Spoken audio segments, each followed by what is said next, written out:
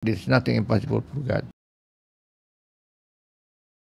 Paigpaila sa atong iligan. Ako kanis Scoring Bagyo, hangyo kaninyo nga abangan ko ninyo karong May 12 election. Akong panumpa sa inyo nga akong buhato ng tanan. O ako pong pangaywo sa Ginoo nga abangan ko nila o hangyo sa inyong mga kasing-kasing. Kaya ako nagtuo, even if I am imagining an unimaginable thing, that God do this possible. There's nothing impossible for God. If I will be destined to become a city councilor, I consider that as a gift from Him. And I am not spending anything except my own pocket. I don't want to be beholden to anybody. I am running now because I know that solution for solving our problem. I believe that problem of our country is politicians make this politics is good business because the ROI is very high. Politics, politikas. I can be Polanaro Mobini. I can't even walk. I am running to city councilor because I know I can still serve it according Baguio has done something for them. Thank you very much.